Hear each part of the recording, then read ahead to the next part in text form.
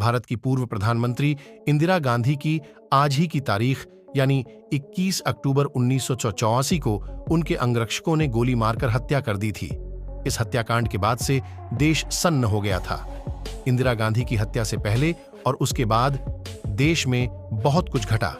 उनको गोली मारने वाले सतवंत सिंह और बेअंत सिंह पर भी जवाबी फायरिंग की गई थी, जिसमें से बेअंत सिंह की मौत वहीं हो गई थी, जबकि सतवंत सिंह को इलाज के बाद बचा लिया गया था। इंदिरा गांधी को अपनी मौत का अंदाजा शायद पहले ही हो गया था, क्योंकि हत्या से एक दिन पहले यानी 30 अक्टूबर के दिन उन्होंने भुवनेश्वर में एक जनसभा को संबोधित करते हुए कहा था, आज मैं जिंदा हूं, शायद कल न रहूं। मुझे इस बात की परवाह नहीं है। मैंने एक लंबी जिंदगी जी है। मुझे इस बात का गर्व है कि मैंने अपनी जिंदगी लोगों की सेवा करते हुए बिताई है। मैं अपनी आखिरी सांसद तक लोगों की सेवा करती रहूंगी और मेरे खून का एक एक कतरा भारत को मजबूत करेगा। इसके कुछ घंटे बाद खबर आती है कि इंदिरा गांधी की हत्या कर दी गई। पंजाब के हालात और ऑपरेशन ब्लू स्टार के बाद शायद कहीं न कहीं इंदिरा को अंदेशा हो चुका था कि उनकी जान को खतरा है, लेकिन ये नहीं पता था कि उनकी रक्षा करने वाले ही उनकी जान के दुश्मन बन जाएंगे। इंदिरा गांधी की हत्या में दो लोगों का हाथ, इंदिरा गांधी की हत्या करने में दो लोगों का सीधा सीधा हाथ था। पहला बेअंत सिंह और दूसरा सतवंत सिंह, जिसमें बेअंत सिंह की जवाबी फायरिंग में मौके पर ही मौत हो गई थी, जबकि सतवंत सिंह का इलाज चला और बाद में उसे गिरफ्तार कर लिया गया। इसके बाद तफ्तीश की गई तो कुछ और नाम सामने आए, कहर सिंह और बलबीर सिंह। इसमें से कहर सिंह बेअंत सिंह का रिश्तेदार था। इस तरह बना हत्या का प्लान।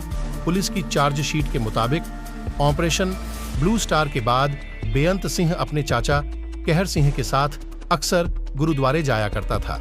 एक बार जब बेअंत सिंह गुरुद्वारे में कथा सुन रहा होता है, तभी अचानक वो रोने लगता है। इस पर उसका चाचा कहर सिंह कहता है, रो मत, बदला ले।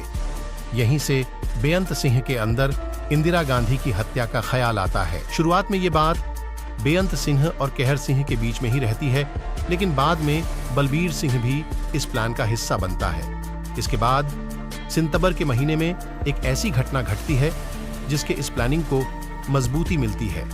दरअसल पीएम आवास में तैनात बलबीर सिंह को एक बाज दिखता है। उसने जैसे ही बाज को देखा तो तुरंत बेअंत सिंह को बुलाया और बाज की तरफ इशारा किया। इसके बाद दोनों में तय हुआ कि ये बाज संदेश लेकर आया है और ऑपरेशन ब्लू स्टार का बदला लेना होगा।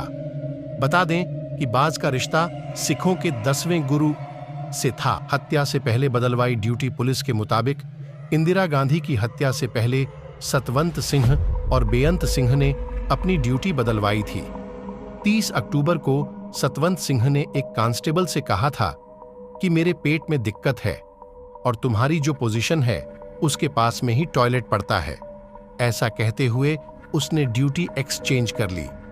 बेअंत सिंह की रात की ड्यूटी लगी थी और उसने भी बहाना बनाकर दिन की ड्यूटी करवा ली। 31 अक्टूबर की सुबह जब इंदिरा गांधी बाहर निकली तो बेअंत सिंह ने अपनी सर्विस रिवॉल्वर से उन पर ताबड़तोड़ फायरिंग कर दी।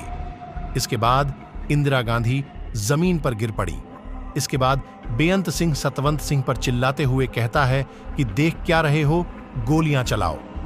ये सुनने के बाद सतवंत सिंह भी जमीन पर गिरी इंदिरा गांधी पर गोलियां चलाने लगता है। इसके बाद आनन फानन में उन्हें अस्पताल ले जाया जाता है, लेकिन इंदिरा गांधी रास्ते में ही दम तोड़ देती हैं।